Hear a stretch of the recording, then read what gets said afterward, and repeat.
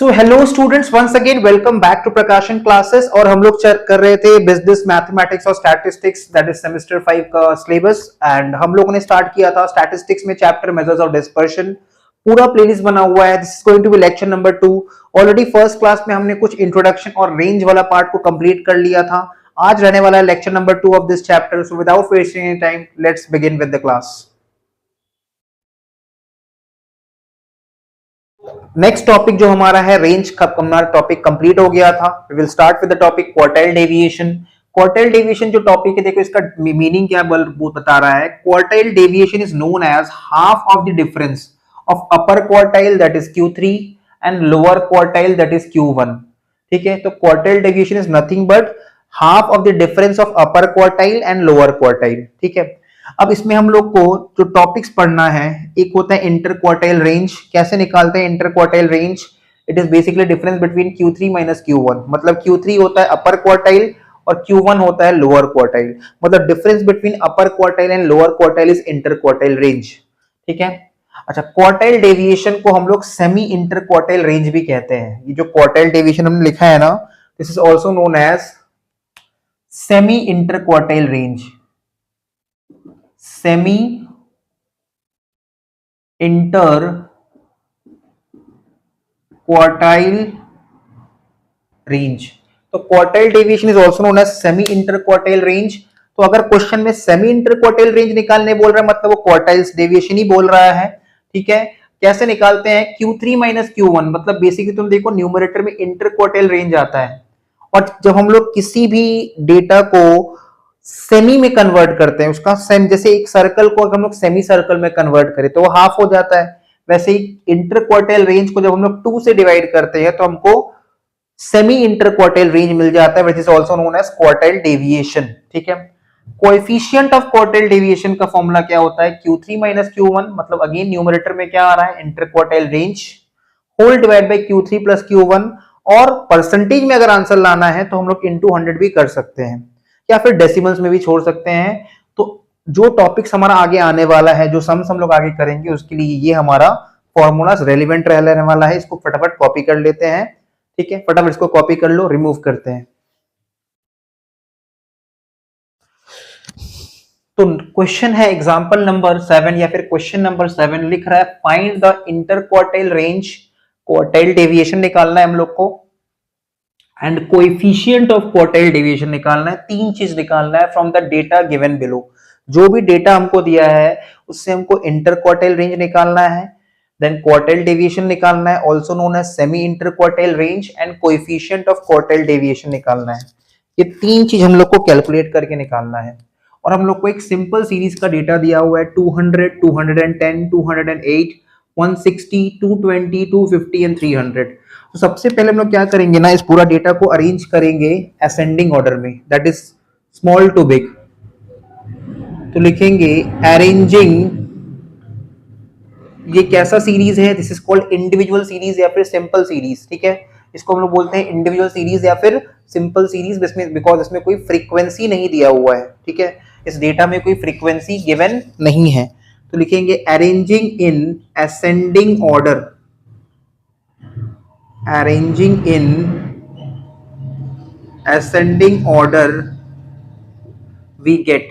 तो अरेंज जब हम लोग करेंगे इस डेटा को असेंडिंग ऑर्डर में, तो सबसे छोटा नंबर यहाँ पे कौन सा है? The smallest number is 160। Next smallest number कौन सा है? 200। नेक्स्ट स्मॉलेस्ट नंबर है 208। नेक्स्ट स्मॉलेस्ट नंबर है 210। नेक्स्ट स्मॉलेस्ट नंबर है 220।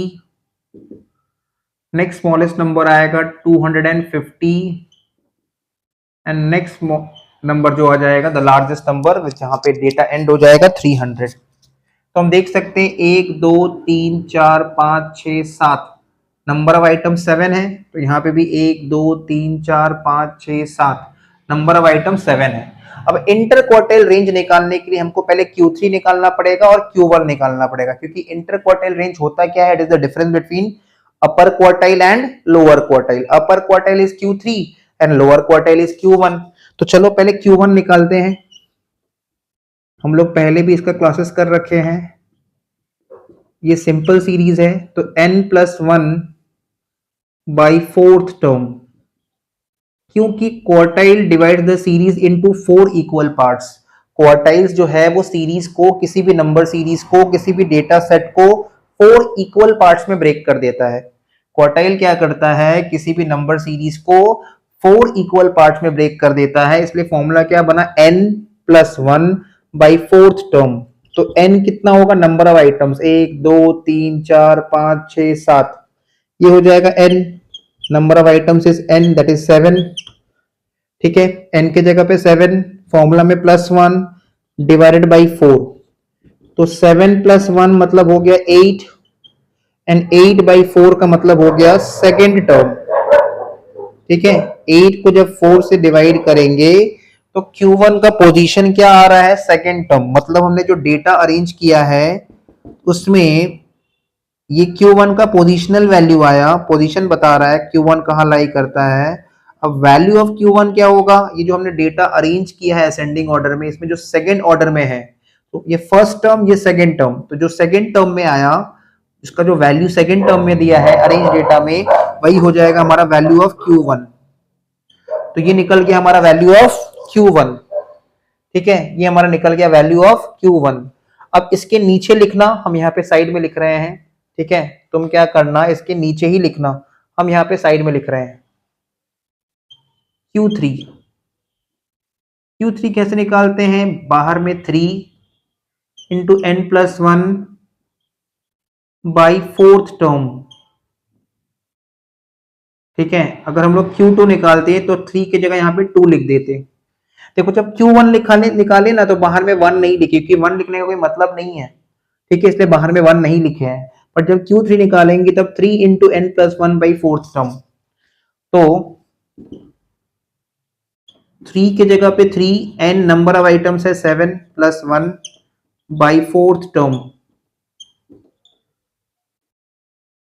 तो पहले ब्रैकेट के अंदर सॉल्व करेंगे, 7 + 1 8 होता है। ठीक है, 7 + 1 इज 8, 8 3 is 24, एंड 24/4 हो जाएगा 6th टर्म। मतलब हमारा Q3 जो है वो कहां लाई करता है, 6th टर्म है। एक ये first, second, third, fourth, fifth, sixth, therefore value of Q3 हो जाएगा, 6th टर्म में कौन आ रहा है, 250 आ रहा है। देखो जो डेटा हमने अरेंज किया उसमें 6th टर्म में किसका वैल्यू आ रहा है, 250 का वैल्यू आ रहा है। अब हमारे पास Q1 का वैल्यू भी आ गया, Q3 का वैल्यू भी आ गया। अब हम लोग जो जो पूछा है वो निकाल देते हैं। पहले पूछा इंटर क्वार्टाइल रेंज, तो लिखेंगे inter quartile range is equals to Q3 minus Q1। तो Q3 का वैल्यू कितना, 250, Q1 का वैल्यू कितना, 200, देयरफॉर इंटर क्वार्टाइल रेंज का आंसर कितना, 50। ये हमारा first answer, inter quartile range. ठीक है, अच्छा फिर क्वेश्चन क्या पूछा है, फिर क्वेश्चन ने पूछा है क्वार्टाइल डेविएशन। ठीक है, तो क्वार्टाइल डेविएशन भी निकाल देते हैं। क्वार्टाइल डेविएशन को हम लोग सेमी इंटर क्वार्टाइल रेंज भी कहते हैं, याद रखेंगे। Quartile deviation is also known as semi inter quartile range. ठीक है, तो फॉर्मूला क्या होता है, Q3 माइनस Q1/2। मतलब सीधे सीधे बात करें तो Q3 माइनस Q1 क्या, इंटर क्वार्टाइल रेंज, बाई 2 उसका हाफ। Q3 का वैल्यू कितना है, 250 है, वैल्यू पुट करते हैं। Q3 का वैल्यू 250, Q1 का वैल्यू 200/2, तो 250 माइनस 200। ठीक है, 250 माइनस 200, तो 250 माइनस 200 कितना हो जाएगा, 50, एंड 50/2 कितना हो जाएगा, 25। 50/2 हो जाएगा 25। मतलब इंटर क्वार्टाइल रेंज का आंसर है 50 और क्वार्टाइल डेविएशन का आंसर है 25। लगे हाथ निकाल देते हैं साइड में, यहां पे coefficient of quartile deviation. Coefficient of quartile deviation, formula होता है Q3 minus Q1 whole divide by Q3 plus Q1। ठीक है, तो कोएफिशिएंट ऑफ क्वार्टाइल डेविएशन का फॉर्मूला होता है Q3 minus Q1 whole divide by Q3 plus Q1। तो अगर इसमें हम लोग वैल्यू पुटिंग करेंगे तो Q3 का वैल्यू देखो कितना आया है, Q3 का वैल्यू आया था 250 और Q1 का वैल्यू आया था 200। तो न्यूमरेटर में 250 माइनस 200, डिनोमिनेटर में 250 Q3 का वैल्यू प्लस 200। तो 250 माइनस 200 न्यूमरेटर आएगा 50 और डिनोमिनेटर आएगा 450। तो 50 बाई 450 मतलब ये बेसिकली होगा 1/9। ठीक है, अब इसको हम लोग सिंपल कैलकुलेटर से सॉल्व कर लेंगे। तो 50 बाई 450 का आंसर होगा 0.111 और अगर इसको हम लोग इंटू 100 कर दे, परसेंटेज में लेके आए, तो फाइनल आंसर होगा 11.11% रेकरिंग में, 11.11% रेकरिंग में। विद दिस ये सम्स हो गया complete. Next question that is example number 8 या फिर क्वेश्चन नंबर 8 जो आता है हमारे सामने।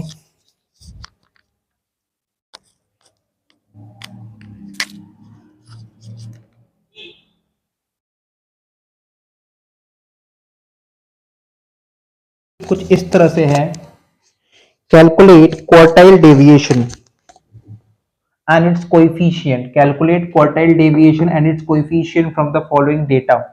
डेटा क्या दिया है, 55, 60, 70, 90, अगेन 90, 110, 120, 130, 145, 145 अगेन, 155 एंड देन 170। तो ये हमारा डेटा है। ठीक है, सबसे पहले इस डेटा को हम लोग अरेंज करेंगे असेंडिंग ऑर्डर में।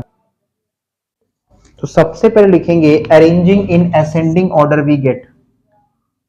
अगर हम लोग ध्यान से देखेंगे ना, ये ऑलरेडी अरेंज किया ही हुआ है असेंडिंग ऑर्डर में। ठीक है, तो डेटा ऑलरेडी अरेंज्ड फॉर्म में है, फिर भी एक बार फॉर्मेलिटी के लिए लिख देते हैं अरेंजिंग इन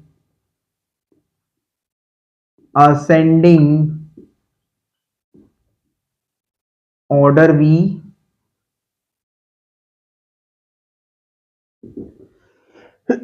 गेट।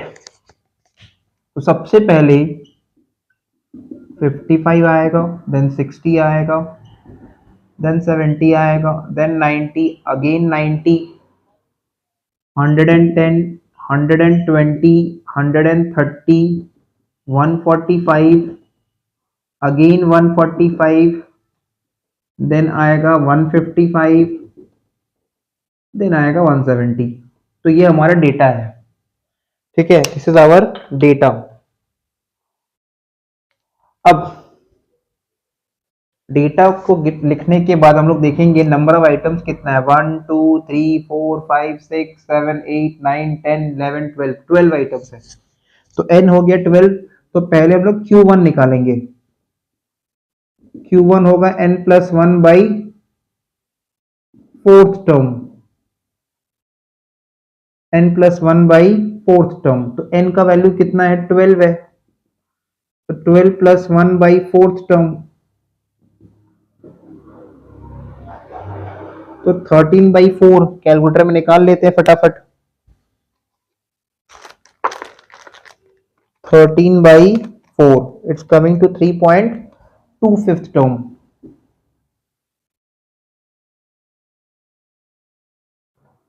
ठीक है, ये निकल गया Q1 का पोजिशनल वैल्यू। इसके नीचे लिखना, हम यहां साइड में लिख रहे हैं, लगे हाथ हम लोग Q3 का भी वैल्यू निकाल लेंगे, क्योंकि हम लोग को चाहिए क्या, वही Q3 और Q1 चाहिए। ठीक है, तो 3 इंटू n प्लस 1, अच्छा डाउट ना आ जाए तो ये ब्रैकेट यहां पे दे सकते हैं। ठीक है, तो तो 3 into n plus 1 by fourth term. By 4 क्यों कर रहे हैं? क्योंकि याद रखना quartile divide the series into 4 equal parts. ये बात हम लोग को हमेशा याद रखना है कि quartile divide the series into 4 equal parts. N कितना है? नंबर ऑफ आइटम्स है 12 डिवाइडेड बाई फोर्थ टर्म। तो 3 के जगह पे हम लोग लिखेंगे 3, एन के जगह पे कितना लिखेंगे? मतलब एन को सॉल्व कर देंगे बेसिकली। तो इसको एक ही बार में चलो सॉल्व कर देते हैं, कैलकुलेटर तो है ही हमारे पास। 12 plus 1 that is 13, 13 into 3 39, 39 by 4 that is 9.75 term. तो थोड़ा सा एब्सर्ड वैल्यूज आ रहा है, ठीक है, एक्यूरेट नहीं आ रहा है एकदम। अब हम लोग क्या करेंगे? वैल्यू ऑफ Q1 निकालेंगे इसके बाद, और वैल्यू ऑफ Q3। पहले हमने Q1 और Q3 का पोजिशनल वैल्यू निकाला, अब एक्चुअल वैल्यूज निकालेंगे। तो वैल्यू ऑफ Q1, देखो वैल्यू ऑफ Q1 निकालते समय 3.25 है ना, तो 3.25 थर्ड टर्म और फोर्थ टर्म के बीच में आता है। 3.25 थर्ड टर्म और फोर्थ टर्म के बीच में आता है, इसीलिए इसको हम लोग कुछ इस तरह से ब्रेक करेंगे। इसमें जो होल नंबर है उसको अलग कर दो, और जो फ्रैक्शन है 0.25 उसको अलग कर दो। तो हम इसको ऐसे लिखेंगे, value of third term plus 0.25 into bracket open value of fourth term minus value of third term। क्या किया यहां पे? देखो 3.25 में होल नंबर है 3 और 0.25 फ्रैक्शन है, तो वैल्यू ऑफ थर्ड टर्म हम लोग लेंगे क्योंकि 3 आ रहा है, सेपरेटली लेंगे। और 0.25 के हम लोग क्या करेंगे ना, 0.25 को हम लोग मल्टीप्लाई कर देंगे with the difference of value of fourth term and value of third term. जो फोर्थ टर्म का वैल्यू है माइनस जो थर्ड टर्म का वैल्यू है, जो डिफरेंस आएगा उसका 0.25 लेना है। क्योंकि 3.25 is more than 3 but less than 4। 3.25 3 से ज्यादा है, 4 से कम है, 3 और 4 के बीच में आता है।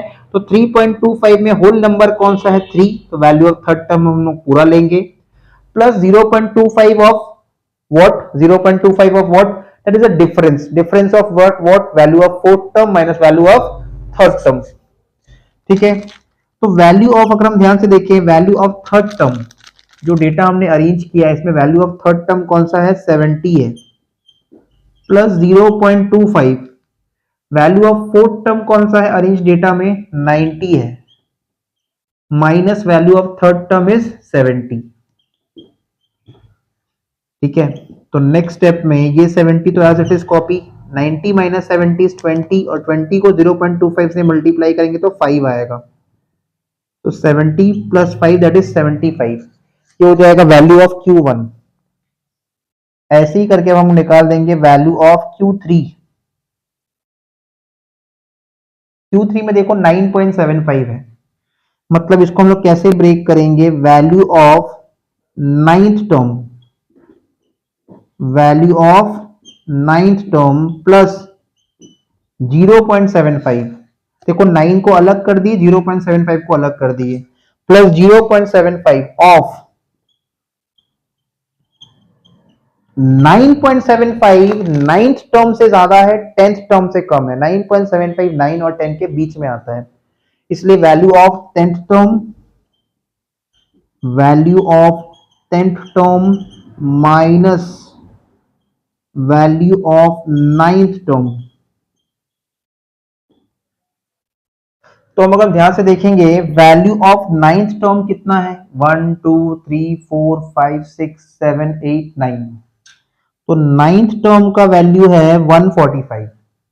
देखो 1 2 3 4 5 6 7 8 9, ये 9th टर्म का वैल्यू है 145 प्लस 0.75।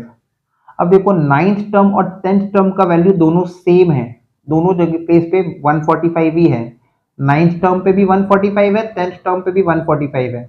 ठीक है, मतलब 0.75 वैल्यू ऑफ 10th टर्म क्या होगा, 145 माइनस 145। तो 145 माइनस 145 जीरो हो जाएगा, 0 इंटू 0.75 जीरो हो जाएगा। तो बेसिकली 145 प्लस जीरो, जो कि 145 ही होगा। ठीक है, तो ये निकल गया वैल्यू ऑफ Q3। ये हमने निकाल लिया वैल्यू ऑफ Q3। अब इसको हम लोग आगे बढ़ाएंगे, अब निकालेंगे inter quartile range and coefficient of quartile deviation. तो फाइनली डेटा को हम लोग फॉर्मूला में पुट करते हैं। सबसे पहले हमको क्वेश्चन में क्या निकालने बोला गया है, क्वेश्चन बोल रहा है हम लोग को क्वार्टाइल डेविएशन निकालने के लिए। Quartile deviation is also known as semi inter quartile range. तो हम लोग लिखेंगे quartile deviation is equals to Q3 minus Q1 by 2। Q3 का वैल्यू आया था 145, Q1 का वैल्यू आया था 75। तो 145 माइनस 75 बाई 2, ये आ रहा है 35। ये आ गया क्वार्टाइल डेविएशन का value, this is the value of quartile deviation. अब हमको क्या निकालना है, इट्स कोएफिशिएंट, तो वो भी निकाल देंगे हम लोग। Coefficient of quartile deviation, coefficient of quartile deviation, जो कि कैसे निकलेगा, Q3 minus Q1 whole divide by Q3 plus Q1। और फॉर्मूला को अगर परसेंटेज में लाए तो लास्ट में 100 इंटू 100 कर देना। तो Q3 का वैल्यू था 145 minus 75 whole divide by 145 plus 75, और परसेंटेज मिलाने के लिए लास्ट में हम लोग इंटू 100 भी कर देंगे सब करने के बाद। तो न्यूमरेटर में कितना आएगा, न्यूमरेटर में आ रहा है 70, 145 माइनस 75 इज 70, डिनोमिनेटर में आएगा 220 एंड 70 बाई 220 इंटू 100। ठीक है, या तो हम आंसर 0.318 पे भी छोड़ सकते हैं, ठीक है, या फिर इंटू 100 करके 31.81 पे भी छोड़ सकते हैं आंसर को, 31.81%। विद दिस ये सम्स हो गया कंप्लीट।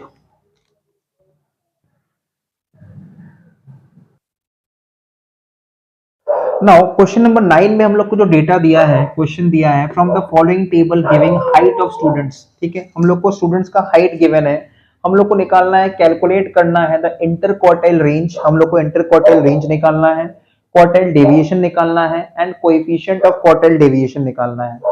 अब ये जो डेटा दिया है, हाइट इन सेंटीमीटर्स 153, 155, 157, 159, 161, 163, 165, 167, 169। ठीक है, और नंबर ऑफ स्टूडेंट्स मतलब ये फ्रीक्वेंसी भी दिया है, मतलब 153 कितने स्टूडेंट्स का हाइट है, 25 स्टूडेंट्स ऐसे जिनका हाइट 153 है, 21 स्टूडेंट्स ऐसे जिनका हाइट 155 है। तो 25, 21, 28, 20, 18, 24, 22, 18, 23 ये हम लोग को डेटा गिवन है। तो हम लोग फ्रीक्वेंसी सीरीज वाला सम कैसे सॉल्व करेंगे, जैसे हम लोग मीडियन का सम सॉल्व करते थे ना क्वार्टाइल्स में, वैसे ही करके पूरा कैलकुलेशन होता है। देखो कैसे करके करना है, पहले हाइट इन सेंटीमीटर्स को कॉपी कर देंगे,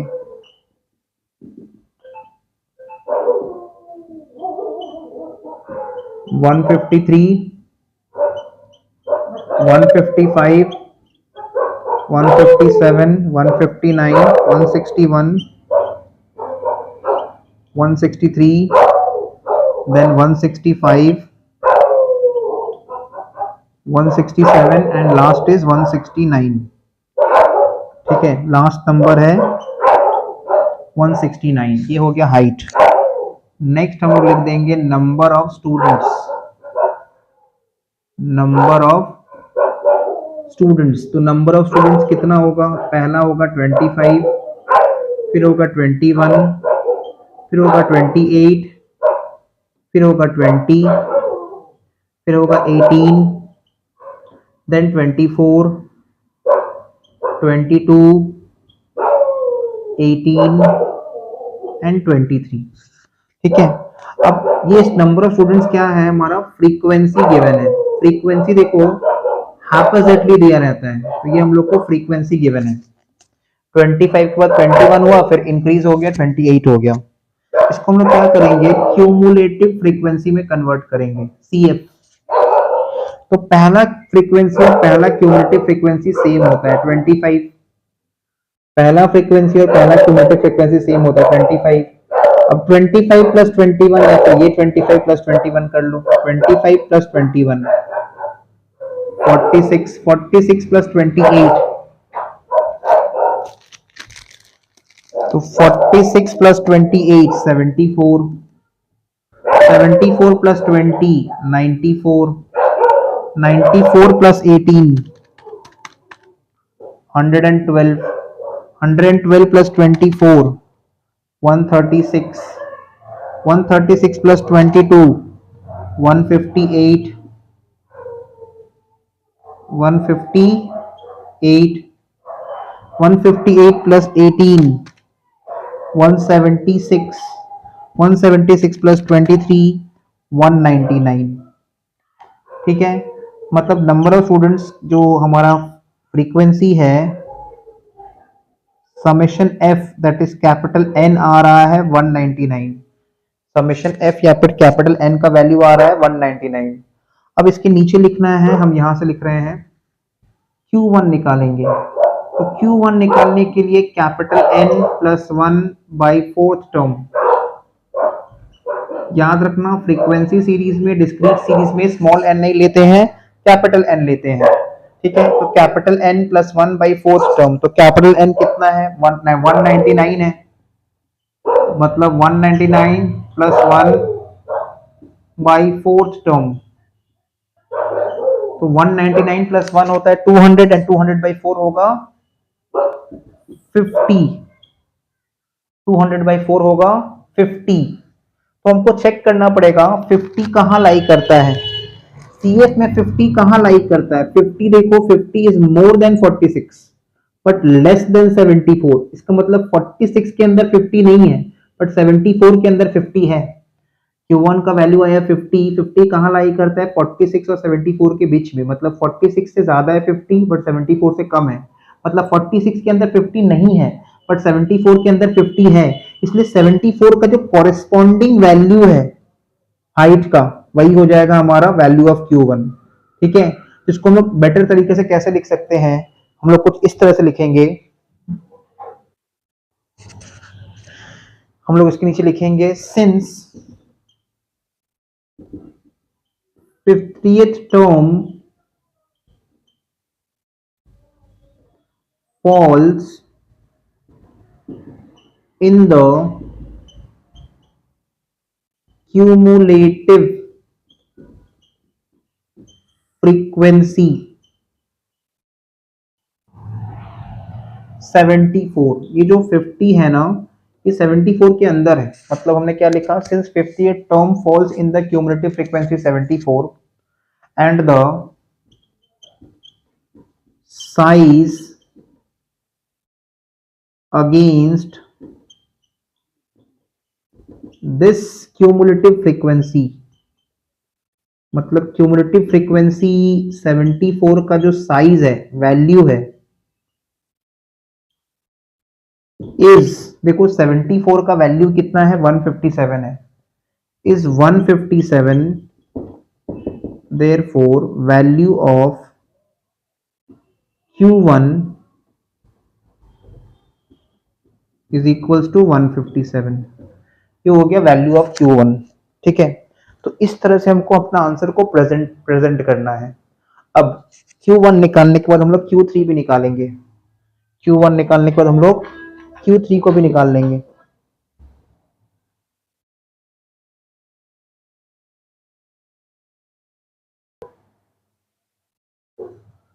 अब जैसे हमने Q1 का वैल्यू निकाला वैसे हम Q3 का वैल्यू निकालेंगे। तो Q3 में हम लिखेंगे 3 into n plus 1, by fourth term. याद रखेंगे डिस्क्रीट सीरीज में हम लोग कैपिटल एन यूज करते हैं, small n that is number of items use नहीं करते। तो इसको नेक्स्ट स्टेप में हम लोग ऐसे लिखेंगे 3 into 199 plus 1 by fourth term या बाई फोर्थ टर्म। देखो n हमारा 199 है, 199 प्लस 1 होगा 200, 200 इंटू 3 होगा 600, 600 बाई 4 करेंगे तो ये आएगा 150th टर्म, 150th टर्म। अब ये जो 150th टर्म है हम लोग चेक करेंगे ये CF में कहाँ लाई करता है, ये 136 से ज्यादा है बट 158 से कम है। मतलब 136 के अंदर तो 150 नहीं है बट 158 के अंदर 150 है, और 155 का जो कॉरेस्पॉन्डिंग वैल्यू है वो 165 है। ठीक है, 158 के अंदर 150 है, 158 के अंदर 150 है और 158 का जो कॉरेस्पॉन्डिंग वैल्यू है वो 165 है, इसलिए वैल्यू ऑफ Q3 165 होगा। तो इसको हम लोग कुछ इस तरह से लिखना पड़ेगा, since 150th term falls in the cumulative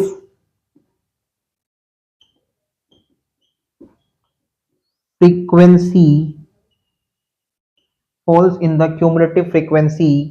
158 and देखो 158 के अंदर 150 आता है, ये जो 150 आया ना ये 158 के अंदर आता है बट 136 के अंदर नहीं आता है, इसलिए 158 का जो वैल्यू है कॉरेस्पॉन्डिंग वैल्यू दैट इज 165, वही हमारा आंसर होगा Q3 का। And the size against this cumulative frequency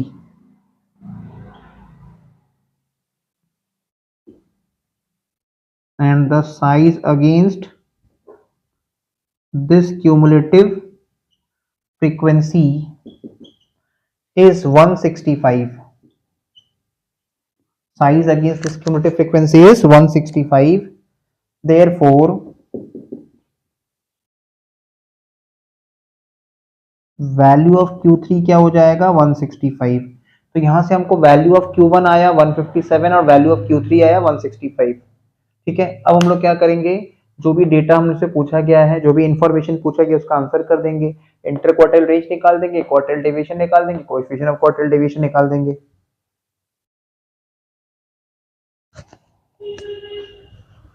अब लिखेंगे हम लोग इंटर क्वार्टाइल रेंज।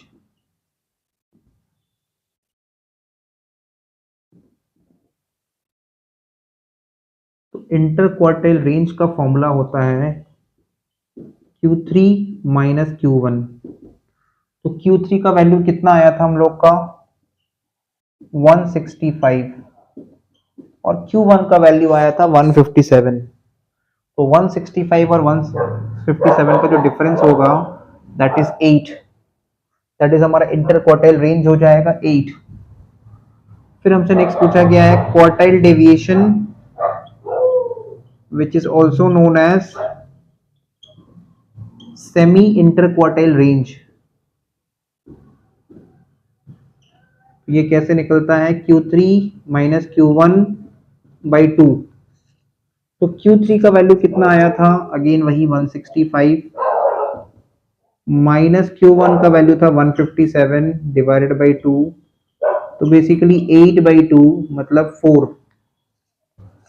जो भी इंटर क्वार्टाइल रेंज होगा उसका हाफ होता है क्वार्टाइल डेविएशन। ठीक है, और लास्ट हम लोग निकाल देंगे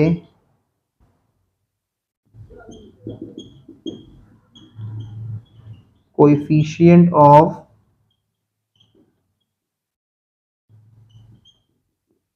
क्वार्टाइल डेविएशन, जो कि निकालेंगे Q3 minus Q1 whole divide by Q3 plus Q1।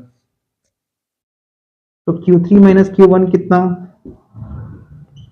165 minus 157 whole divide by 165 plus 157।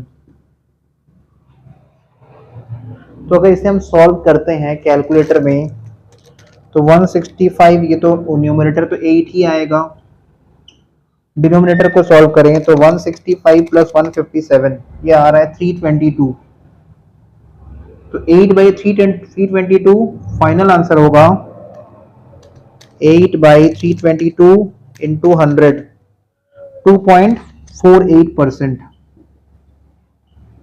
और अगर हम इंटू 100 ना करें तब मेरा आंसर होगा 0.0248। ठीक है, दैट्स इट, ये सम्स हो गया complete.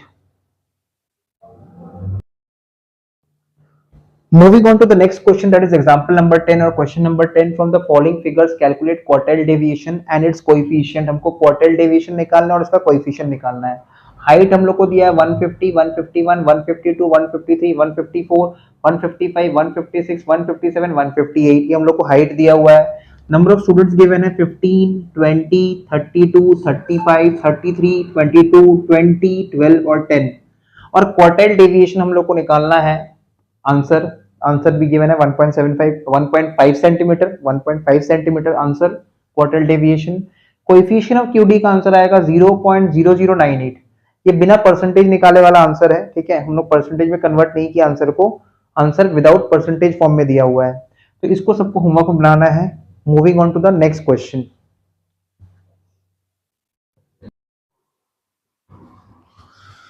Moving on to the next question, that is question number 11। लिख रहा है calculate interquartile range, quartile deviation and coefficient of quartile deviation from the following data.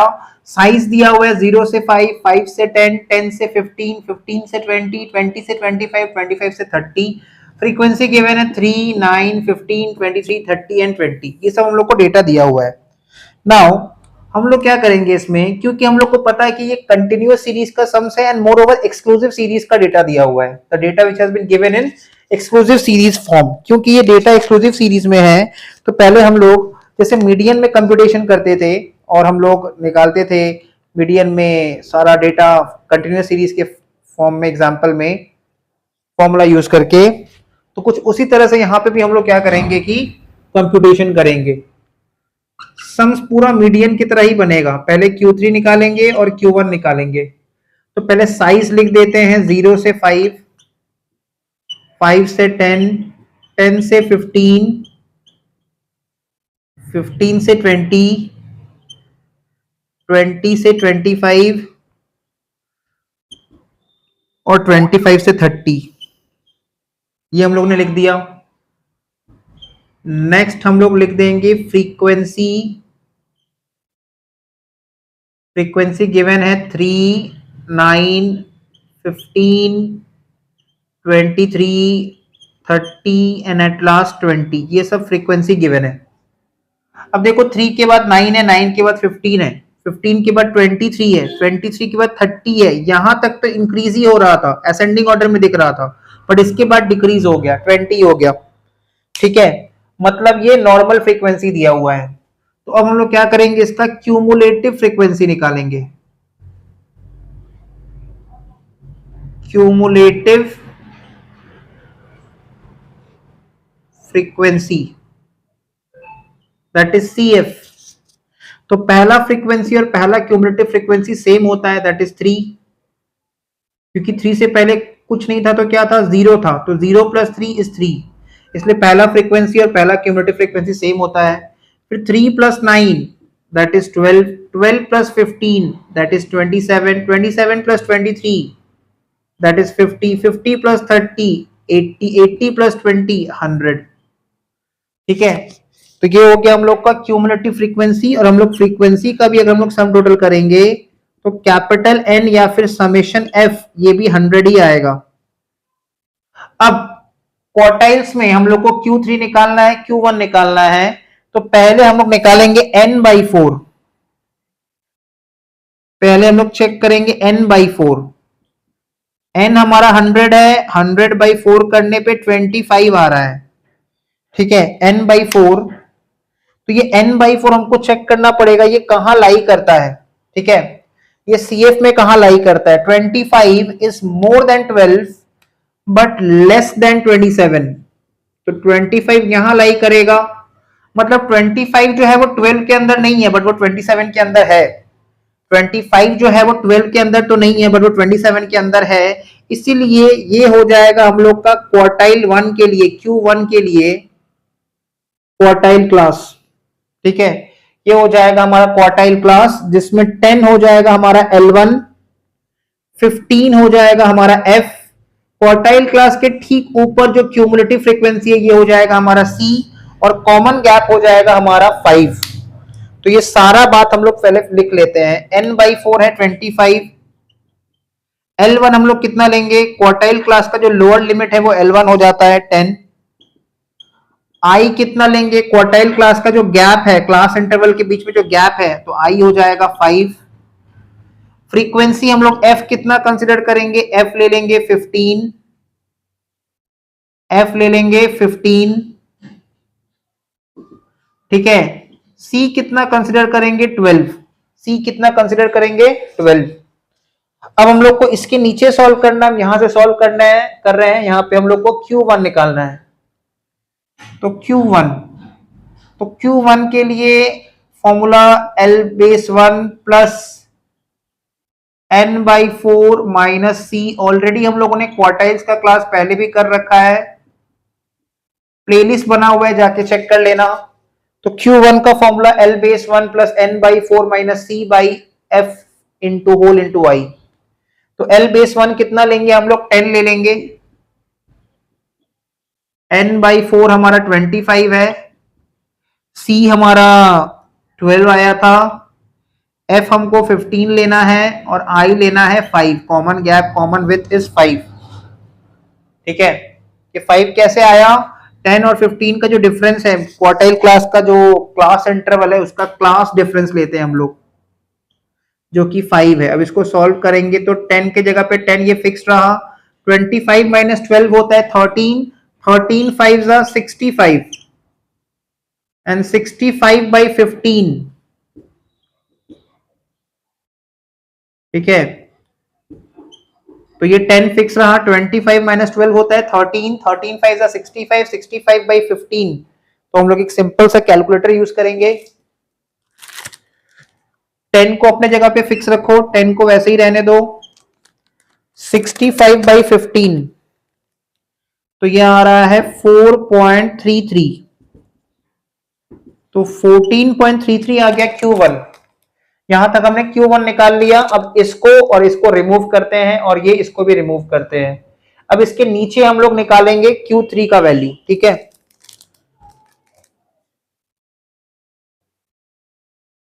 तो Q3 का वैल्यू निकालने के लिए पहले हम लोग Q1 का वैल्यू जहां तक निकाले हैं उसके नीचे लिखेंगे 3n/4। Q3 निकालने के लिए 3n/4 मतलब 3 इंटू 100 दैट इज 300, एंड 300/4 करने पे आएगा 75। अब देखो 75 जो है वो कहां लाई करता है, 75 जो है इट इज मोर देन 50। 75 जो है वो 50 से ज्यादा है बट 80 से कम है। इसका मतलब 75 जो है हमको चेक करना है वो CF में कहां लाई करता है। 75 50 से ज्यादा बट 80 से कम है, मतलब 50 के अंदर तो 75 नहीं है लेकिन 80 के अंदर 75 है। इसलिए ये जो पर्टिकुलर क्लास है ना, इसको हम लोग बोल देंगे क्वार्टाइल क्लास। Q3 के लिए यही क्वार्टाइल क्लास है, जिसका L1 कितना होगा, lower limit of the quartile class 20, F कितना हो जाएगा 30, C कितना हो जाएगा 50, और कॉमन गैप कितना होगा 5। तो ये सारा बात हम लोग लिख लेते हैं फटाफट।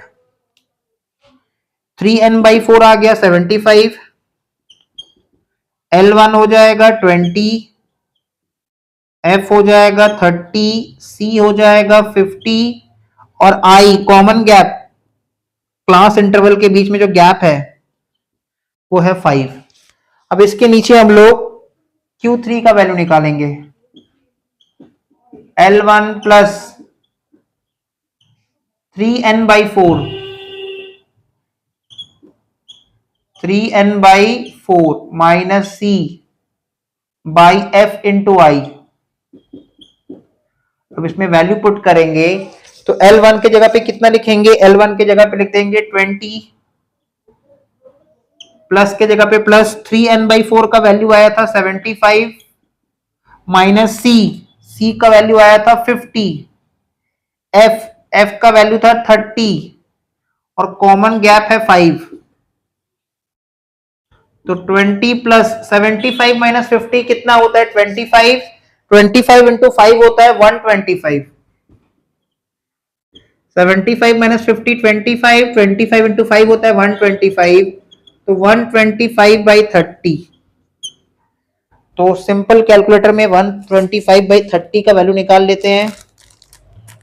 125 बाई 30 ये आ रहा है 4.1666 रेकरिंग। तो ये हो जाएगा 24.16 अप्रॉक्स। ये हो गया Q3 का वैल्यू।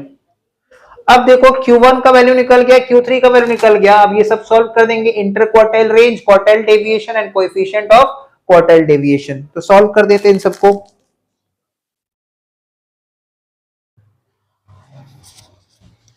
लिखेंगे अब हम लोग कॉपी में, Q1 का वैल्यू भी निकल गया, Q3 का वैल्यू भी निकल गया। तो हम लोग निकाल देंगे पहले इंटर क्वार्टाइल रेंज। तो कॉपी में लिखते हैं inter quartile range is equals to Q3 minus Q1। तो Q3 का वैल्यू आया था 24.166। लोग उसको 24.17 भी ले सकते हो, तुम लोग उसको 24.17 भी ले सकते हो।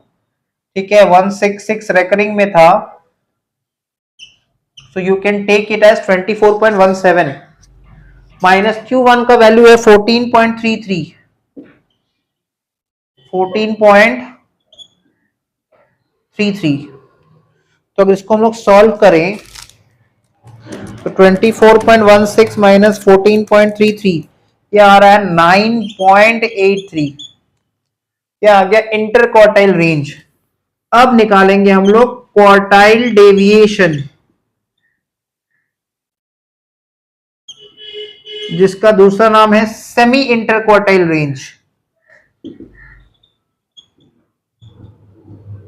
तो Q3 माइनस Q1 बाई 2, तो 24.16 माइनस 14.33 बाई 2, तो बेसिकली 9.83 बाई 2। तो यहां आ रहा है 4.915, 4.92 कर देते हैं। ठीक है, ये हो गया क्वार्टाइल डेविएशन। लास्ट में क्या निकालने बोल रहा है? Coefficient of quartile deviation.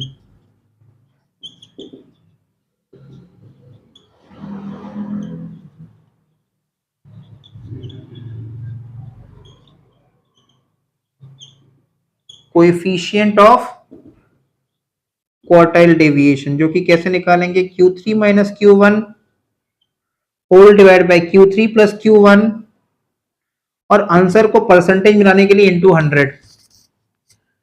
तो 24.16 minus 14.33 whole divide by 24.16 plus 14.33 whole into 100। तो न्यूमरेटर में आ रहा है 9.83।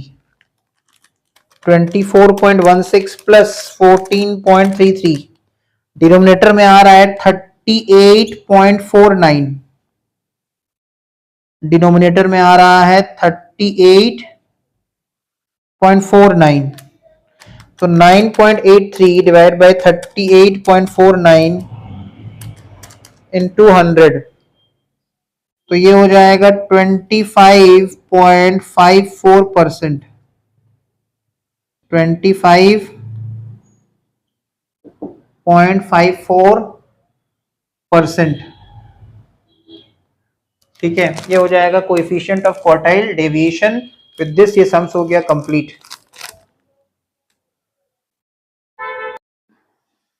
Coming to the next question, that is question number 12।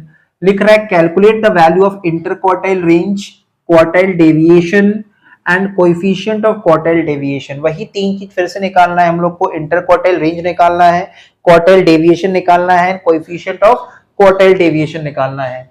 Marks हम लोग को गिवन है क्वेश्चन में 11 से 15, 16 से 20, 21 से 25, 26 से 30, 31 से 35, 36 से 40, 41 से 45, 46 से 50 एंड 51 से 55। ये सब हम लोग को मार्क्स दिया हुआ है और नंबर ऑफ स्टूडेंट्स का डेटा दे दिया है 10, 17, 22, 31, 42, 32, 26, 19 एंड 14। ये हम लोग को डेटा दिया हुआ है। सो सबसे पहले हम लोग क्या करेंगे ना, मार्क्स को ऐसे वर्टिकली पहले कॉपी कर देंगे। एक चीज नोटिस करना, ये जो हम लोग को सीरीज दिया है क्वेश्चन में, ये इंक्लूसिव सीरीज है। देखो फर्स्ट क्लास इंटरवल का अपर लिमिट और नेक्स्ट क्लास इंटरवल का लोअर लिमिट सेम नहीं है।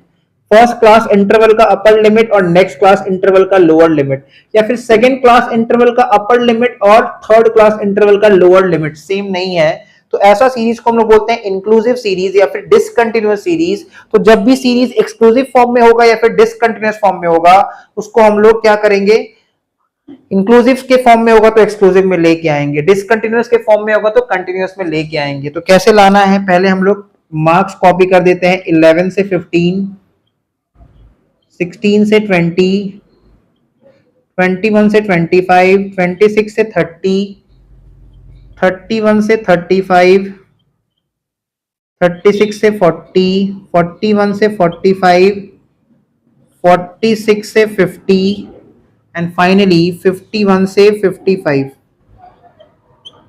ठीक है, ये हम लोग मार्क्स लिख दिए। नेक्स्ट कॉलम हम लोग बना लेंगे CI, that is class interval. ठीक है, CI मतलब क्लास इंटरवल, क्लास इंटरवल। अब देखो करना क्या है, जो अब फर्स्ट क्लास इंटरवल का जो अपर लिमिट है वो 15 है, 11 लोअर लिमिट है, 15 अपर लिमिट है। तो जो अपर लिमिट है वो 15 है और नेक्स्ट क्लास इंटरवल का जो लोअर लिमिट है वो 16 है। फर्स्ट क्लास इंटरवल का upper limit, next class interval का लोअर लिमिट।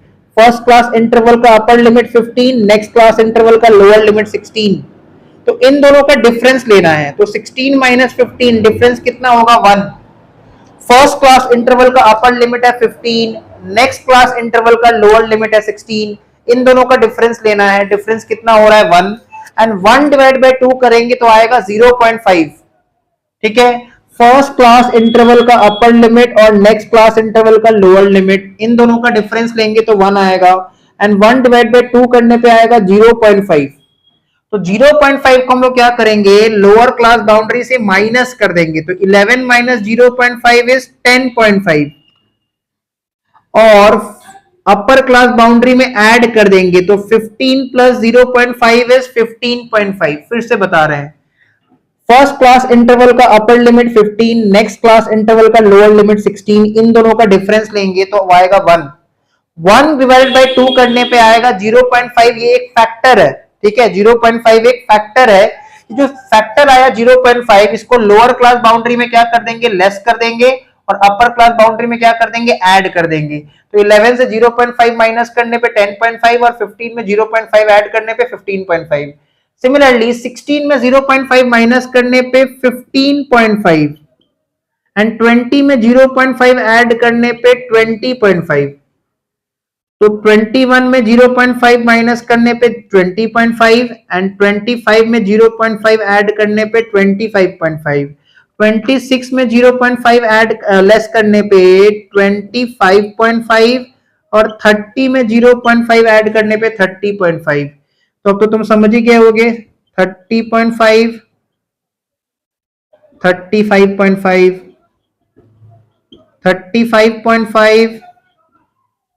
35.5, 40.5, 40.5,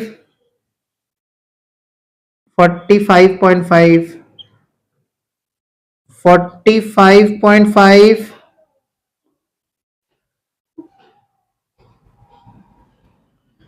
45.5, 50.5, 50.5, 55.5। ठीक है, ये हो गया क्लास इंटरवल। अच्छा, उसके बाद नंबर ऑफ स्टूडेंट्स 10, 17, 22, 31, 42, उसके बाद देखो 32 हो गया। यहां तक तो कॉन्स्टेंटली इंक्रीज कर रहा था असेंडिंग ऑर्डर में, फिर सडनली फॉल कर गया, मतलब ये नॉर्मल फ्रीक्वेंसी दिया है। तो लिख देंगे नंबर ऑफ स्टूडेंट्स, जो कि हो जाएगा हमारा एफ फ्रीक्वेंसी, ये हमारा नॉर्मल फ्रीक्वेंसी दिया हुआ है। तो 10, 17, 22, 31, 42, 32, 26, 19 एंड 14, ये सब हमारा डेटा दिया हुआ है। डन, यहां तक लिख दिए। नेक्स्ट कॉलम बना देंगे क्यूमुलेटिव फ्रीक्वेंसी।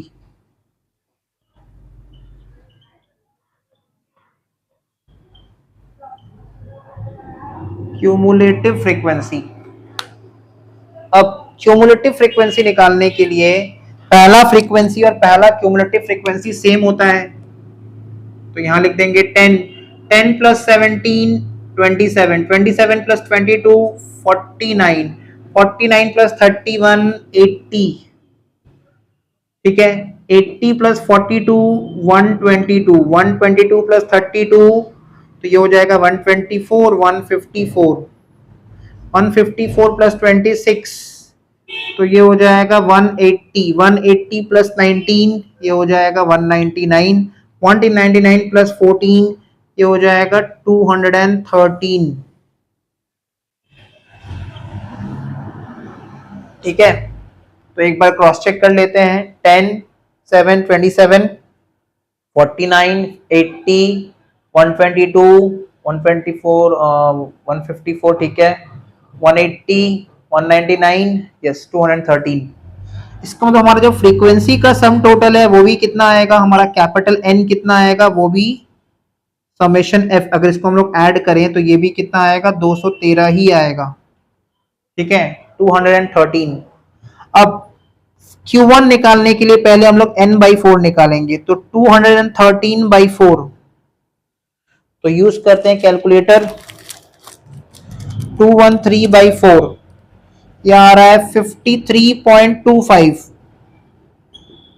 अब देखो 53.25 कहां लाई करता है, 53.25 इज मोर देन 49 CF में, 53.25 यहां लाई करेगा, मतलब 53.25 49 के अंदर तो नहीं है बट 80 के अंदर है, इसीलिए ये पर्टिकुलर क्लास हो जाएगा हम लोग का Q1 के लिए क्वार्टाइल क्लास। ये पर्टिकुलर क्लास हो जाएगा हमारा Q1 के लिए क्वार्टाइल क्लास। अब इससे मतलब नहीं है, देखो दूसरे के आ जाने के बाद पहले से मतलब नहीं है, तो अब इस पर्टिकुलर डेटा से हम लोग को मतलब नहीं है, ठीक है। लोअर लिमिट क्या है क्वार्टाइल क्लास का, वो हो जाएगा हमारा L1, दैट इज 25.5। F कितना दिया हुआ है, 31, C कितना दिया हुआ है, 49, और I कितना दिया हुआ है, 25.5, और 30.5 में जो गैप है वो 5 का गैप है, तो ये हमारा डेटा है। अब हम लोग Q1 का वैल्यू निकाल देंगे। Q1 का फॉर्मूला L1 प्लस n/4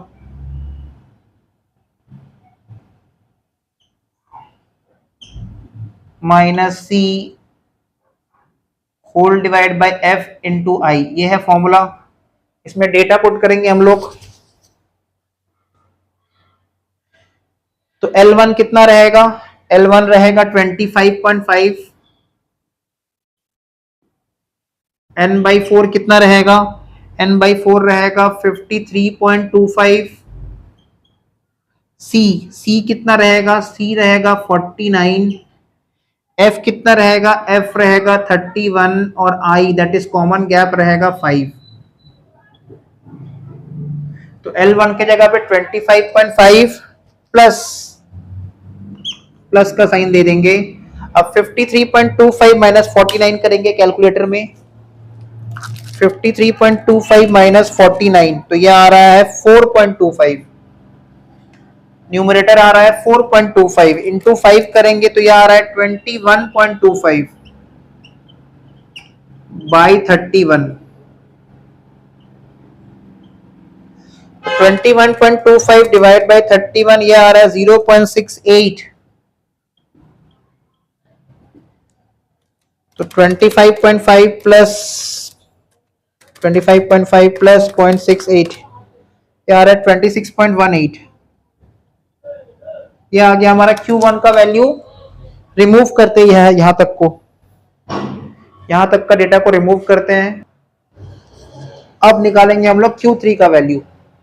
तो Q3 के लिए पहले हम निकालेंगे 3n/4, मतलब 3 इंटू 213/4। तो 3 इंटू 213, देखो हमारा n का वैल्यू तो 213 था, तो 213 इंटू 3 आ रहा है 639/4। ये वैल्यू आ रहा है 159.75। अब हम लोग चेक करेंगे 159.75 CF में कहां लाई करता है, किसके बीच में आता है। तो 159.75 मोर देन 154 है बट लेस देन 180 है, मतलब 154 के अंदर तो 159.75 नहीं है बट 180 के अंदर है, इसलिए ये वाला पर्टिकुलर क्लास हो जाएगा हम लोग का Q3 के लिए क्वार्टाइल क्लास। ये पर्टिकुलर क्लास हो जाएगा हमारा Q3 के लिए क्वार्टाइल क्लास। उस हिसाब से हमारा L1 कितना होगा, क्वार्टाइल क्लास का लोअर लिमिट दैट इज 40.5। 40.5 ये हो जाएगा हमारा L1। F कितना हो जाएगा, F हो जाएगा 26, F हो जाएगा 26। C कितना होगा, C हो जाएगा क्वार्टाइल क्लास के ठीक ऊपर का जो क्यूमुलेटिव फ्रीक्वेंसी होता है, मतलब 154। और I that is common gap कितना होगा 40.5 और 45.5 में जो कॉमन गैप है, कॉमन विड्थ है वो 5 का है। तो ये हमारा डेटा रेडी हो गया। अब हम लोग इसके नीचे Q3 निकाल देंगे। यहां से हम लिख रहे हैं Q3 का same formula L1 plus 3n/4 minus C whole divide by F whole into I, यही है फॉर्मूला। अब इस फॉर्मूला में डेटा पुट करेंगे तो L1 के जगह पे 40.5,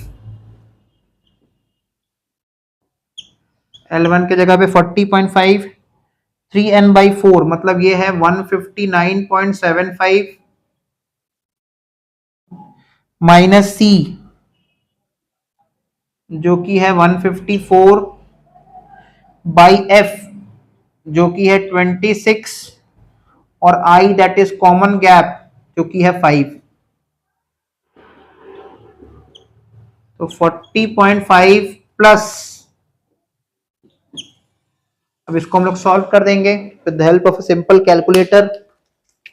तो 159.75 माइनस 154, न्यूमरेटर आ रहा है 5.75, इंटू 5 कर देंगे तो ये आ रहा है 28.75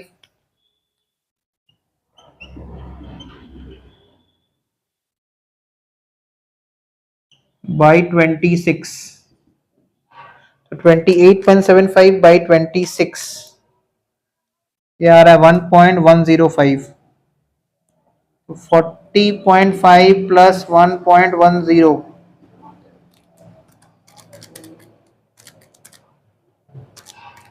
तो ये आ रहा है 41.16। ये आ गया Q3 का वैल्यू। अब इसको हम लोग सिंपल फॉर्मूला पुट करके सम्स को सॉल्व कर देते हैं।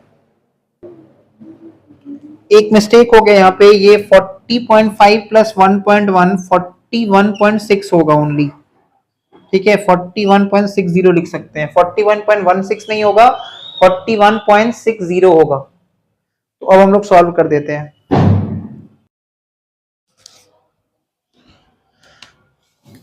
तो सीधा आंसर निकाल देते हैं, इंटर क्वार्टाइल रेंज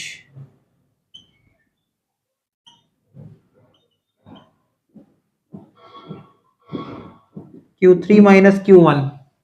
Q3 का वैल्यू था 41.60 माइनस 26.18, 41.60 माइनस 26.18 तो ये आ रहा है 15.42। ये निकल गया inter quartile range. Quartile deviation which is also known as semi interquartile range. तो formula Q3 minus Q1 by 2, 41.60 minus 26.18 by 2, तो ये आ रहा है 7.71। क्या आ गया? Quartile deviation. अब लिख देंगे कोएफिशिएंट ऑफ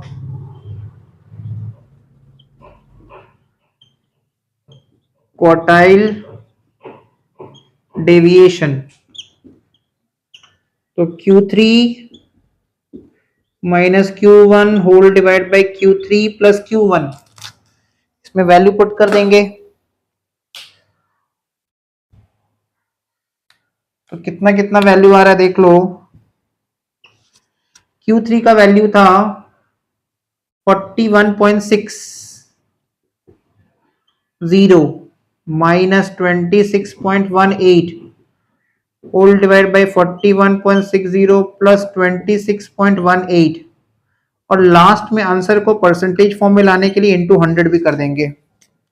तो न्यूमरेटर कितना आएगा? न्यूमरेटर तो फिक्स्ड है, ये 15.42 आ रहा है न्यूमरेटर, 15.42 आ रहा है। अच्छा, इंटरक्वार्टाइल रेंज का जो वैल्यू लिखेंगे ना हम लोग मार्क्स लिख देंगे, ठीक है। ये जो आंसर आएगा मार्क्स, और ये भी यूनिट लिख देंगे, इसमें मेंशन कर देंगे मार्क्स। और डिनोमिनेटर 41.6 प्लस 26.18, तो डिनोमिनेटर में आ रहा है 67.78। तो 15.42 डिवाइड बाई 67.78 इंटू 100, तो ये आ जाएगा 22.75%। विद दिस ये सम्स हो गया कंप्लीट।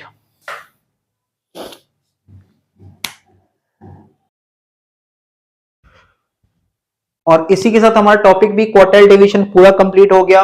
लास्ट लेक्चर में हम लोगों ने टॉपिक कंप्लीट कर लिया था इंट्रोडक्शन एंड रेंज। इस वीडियो में टॉपिक पूरा कंप्लीट हो गया क्वार्टाइल डेविएशन। नेक्स्ट वीडियो में हम लोग स्टार्ट करेंगे topic mean deviation. Till then channel को सब्सक्राइब कर दो, वीडियो को लाइक कर देना, वीडियो को शेयर करो अपने फ्रेंड्स के साथ। मिलते हैं नेक्स्ट वीडियो में।